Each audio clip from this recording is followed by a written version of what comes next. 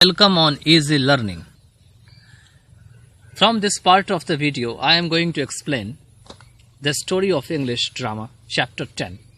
It will help you for understanding 11th and 12th syllabus as well as understanding the language of English in a very well-mannered and order and in a systematic way.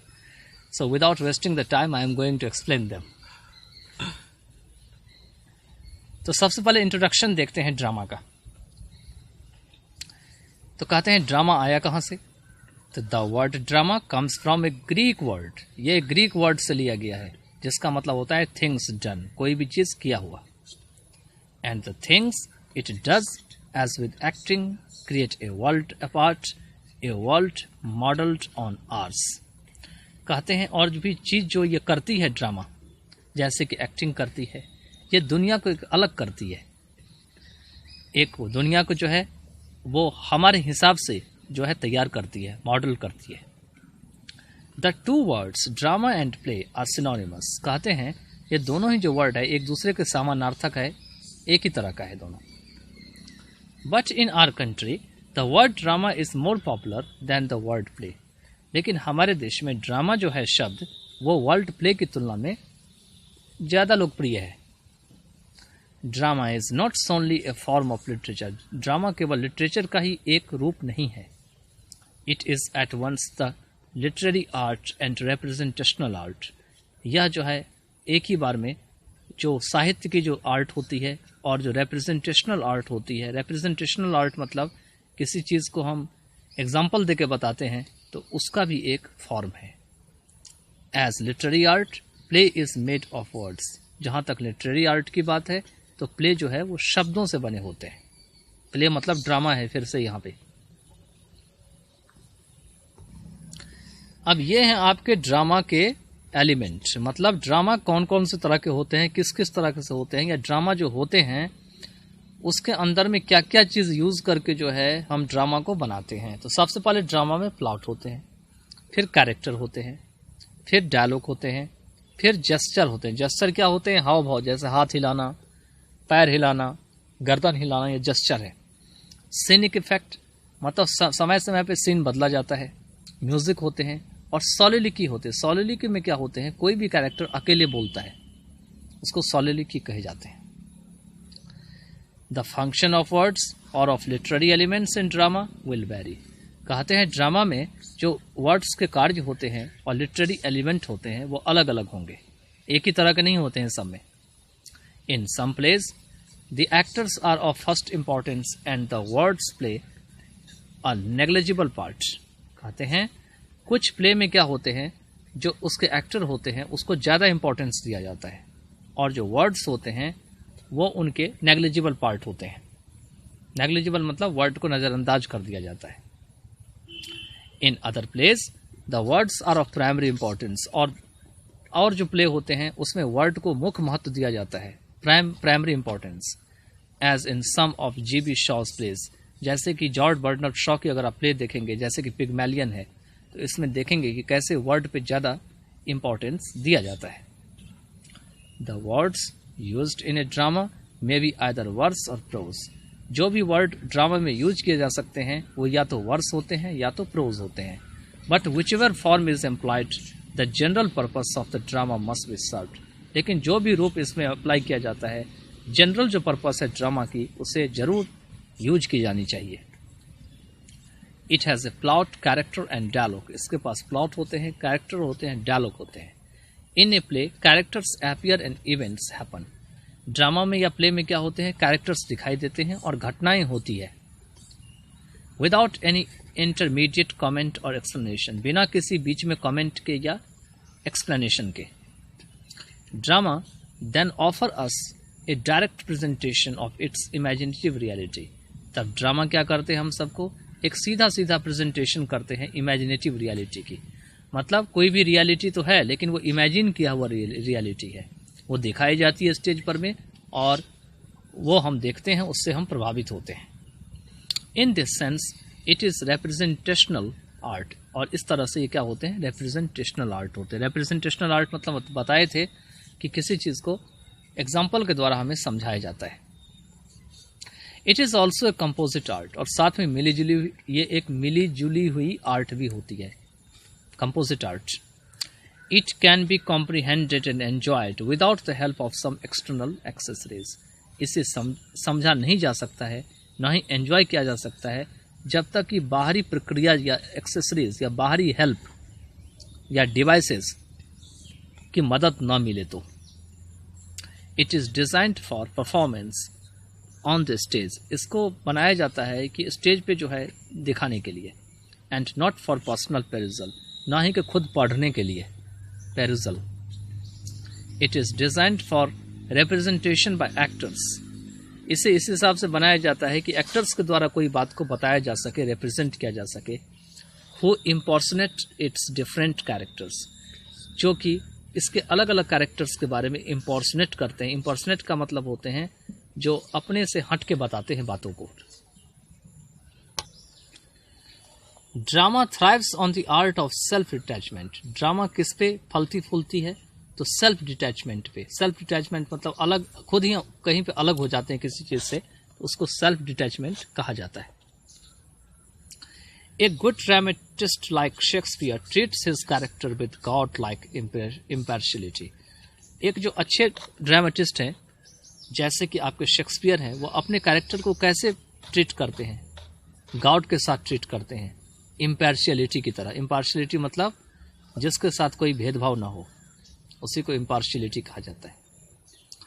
In a drama the different parts of plot और of what we generally call the dramatic structure are known as exposition, complication, crisis, denouement and catastrophe.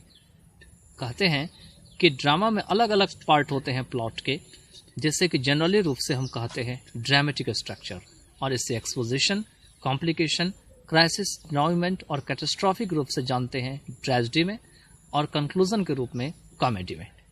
So far as the art of characterization is concerned, कहते हैं जहाँ तक art of characterisation की बात है, संबंध है, the dramatist has no alternative but to make his characters reveal themselves through speech and action. कहते हैं यहाँ पर में कि जो नाटककार होते हैं उनके पास कोई और रास्ता नहीं होता, बल्कि एक ही रास्ता होता है कि अपने कैरेक्टर को खुद को दिखाए स्पीच के जरिए और एक्शन के जरिए। ये है आपका ड्रामेटिक स्ट्रक्चर जो हम ऊपर पढ़े थे, एक्सपोजिशन, कॉम्प्लिकेशन, ये क्या क्या होते हैं। एक्सपोजिशन होते हैं इनिशियल इंसिडेंट, ये प्लॉट में ही होते हैं। जब शुरू में कोई घटना होती है तो उसको इनिशियल इंसिडेंट कहा जाता है। कॉम्प्लिकेशन है राइजिंग एक्शन, मतलब जब कोई भी एक्शन बढ़ रही होती है तो उसको राइजिंग एक्शन कहा गया है। उसके बाद है क्राइसिस, मतलब टर्निंग पॉइंट, बीच बीच में क्या होती है, एक नई बात आ जाती है तो उसको टर्निंग पॉइंट कहा जाता है। इसके बाद है डिनोयमेंट, फॉलिंग एक्शन, मतलब कोई कैरेक्टर मतलब का पतन होने लगता है, या वो एक्शन जो है कमजोर होती चली जाती है तो उसको डिनोयमेंट कहा जाता है। कैटास्ट्रॉफी क्या होते हैं? ट्रेजेडी में होते हैं, किसी कैरेक्टर के साथ किसी का तो डेथ हो जाता है, किसी का मदर का या किसी का फादर का या किसी के होल फैमिली मेंबर्स का तो ट्रेजेडी में कन्वर्ट हो जाता है। और कंक्लूजन किस में होता है? कॉमेडी में। कॉमेडी में बिल्कुल ड्रामा आकर के समाप्त हो जाती है। Parallelism is an outstanding feature of dramatic design. Dramatic design में पैरेललिज्म होते हैं, आउटस्टैंडिंग। पैरेललिज्म का मतलब होता है बराबर सारा काम चलता रहता है, और ये एक आउटस्टैंडिंग का मतलब है बहुत अच्छी तरीके से दिखाया जाता है। And appears in the form of the reduplication of motives, interest and themes। और इसे कैसे दिखाई जाती है? मोटिव, इंटरेस्ट और थीम को रिडुप्लीकेशन करके, मतलब किसी भी चीज़ का अगर किसी को कोई करना है, कुछ करना है, मोटिव किसी के अंदर है, इंटरेस्ट है या थीम है, तो उसको डुप्लीकेट बना दिया जाता है और फिर उसको दिखाया जाता है स्टेज पर में, जिससे कि कोई देखे तो उसको भी इससे मोटिव मिले, उसके भी अंदर इंटरेस्ट जगे और उससे भी कुछ न कुछ संदेश मिला करे। The principle of contrast is equally important. कहते हैं कि कॉन्ट्रास्ट का जो सिद्धांत है वह बराबर इम्पॉर्टेंट होते हैं। The contrast is inherent in the very nature of the conflict. जो कॉन्ट्रास्ट होते हैं वो कॉन्फ्लिक्ट के बहुत सारे नेचर में विद्यमान होते हैं, दिखाई पड़ते हैं, इनहेरेंट होते हैं। Which is the backbone of drama. और ये जो कॉन्फ्लिक्ट होते हैं, कहते हैं नेचर ऑफ कॉन्फ्लिक्ट, ये ड्रामा के रीढ़ की हड्डी होती है। There are different types of drama. अब आते हैं कि ड्रामा कितने टाइप्स के होते हैं। तो कहते हैं ड्रामा कई प्रकार के होते हैं। In a tragedy the conflict terminates in a catastrophe. Tragedy में क्या होते हैं, जो संघर्ष होती है वो इस तरह से बदलती चली जाती है, टर्मिनेट हो जाती है। और कहते हैं यहाँ पर में while tragedy leads to happy conclusion. जबकि कॉमेडी जो होती है, तो ट्रेजेडी तो बता ही दिए हैं, ये कैटास्ट्रॉफी होती है इसमें, लेकिन कॉमेडी में क्या होती है, हैप्पी एंडिंग होती है, हैप्पी कंक्लूजन होती है। लोग खुशी खुशी से जो है ड्रामा को ख़त्म कर देते हैं। और इसमें क्या होते हैं, दुखी दुखी से ड्रामा को ख़त्म कर किया जाता है। कोई मर जाता है या तो बिल्कुल कैरेक्टर का ही नुकसान होता है, कैरेक्टर का ही लॉस हो जाता है और कैरेक्टर के ही साथ बहुत परेशानी हो जाती है। Tragic comedy is both tragedy and comedy. एक ट्रेजिक कॉमेडी होते हैं, ये ट्रेजेडी भी होते हैं, कॉमेडी भी होते हैं। ना तो ये पूरा ट्रेजेडी होते हैं और ना ही पूरा कॉमेडी होते हैं। जैसे कि आपका एक मैं ड्रामा का नाम बताता हूँ, वो है आपका merchant of Venice. Merchant of Venice जो है वो ना तो पूरा ट्रेजेडी है और ना ही पूरा कॉमेडी है। ठीक है, अगर आप कभी पढ़िएगा तो ठीक है, बहुत मज़ेदार प्ले है, विलियम शेक्सपियर के द्वारा लिखा गया। Farce means a dramatic work. Farce का मीनिंग है dramatic work, design solely to excite laughter. इसका काम एक ही होता है, इसमें होता कुछ नहीं है, बस एक ही चीज़ होता है कि जो दर्शक देखे तो उसको खूब हंसाए, to excite laughter. Melodrama is a tragedy, what farce is to comedy. मतलब मेलोड्रामा में क्या होता है कि ये भी मतलब कुछ नहीं होता है, बस किसी का इसमें भी कुछ ना तो टेल होता है और ना तो हेड होता है। नहीं तो शुरुआत ऐसा लगता है कि पता नहीं हो क्या रहा है इसमें, लेकिन ये क्या करते हैं, लोगों को हंसाने के बदले रुलाते हैं। तो देख लिए ना कि फार्स क्या करते हैं, हंसाते हैं, और मेलोड्रामा रुलाते हैं। इसीलिए इसका अपोजिट होते हैं। The mask is a form of dramatic entertainment which involves dances and disguises. कहते हैं मास्क एक ऐसी प्रकार होती है ड्रामा की जिसमें ड्रामेटिक एंटरटेनमेंट होते हैं, मतलब नाटकीय तरीके से मनोरंजन किया जाता है। इसमें डांस इन्वॉल्व होते हैं और डिस्गाइजेस। डिस्गाइजेस का मतलब होते हैं जैसे आपने मुखौटा लगा लिया या कोई फेस मास्क लगा लिया और उसको लगा के नाच रहे हैं, तो इस तरह का एंटरटेनमेंट किया जाता है मास्क में। And in which the spectacular and musical elements predominate over plot and character. इसमें क्या होते हैं कि एक नई नई चीज़ों का, स्पेक्टिकुलर का मतलब है यहाँ पे कि नई नई सीन्स जो है क्रिएट की जाती है यहाँ पर में, और म्यूजिकल एलिमेंट्स दिए जाते हैं यहाँ पे, जिससे कि प्लॉट और कैरेक्टर के ऊपर जो है वो बिल्कुल जो है एंटरटेनमेंट की स्थिति बना रहे, प्रीडोमिनेट करता रहे वो। ये है टाइप्स ऑफ जो अभी ऊपर पढ़े हैं, types of drama, tragedy comedy, tragic comedy, farce, melodrama, masque, और एक लास्ट में one act play. One act play का मतलब होते हैं कि इस ड्रामा में एक ही एक्ट होते हैं, एक ही एक्ट से शुरू होते हैं और एक ही एक्ट पे क्या होते हैं, खत्म हो जाते हैं। I hope that you would have understood about the introduction of drama. In the next part of the video, now I will explain the story of drama.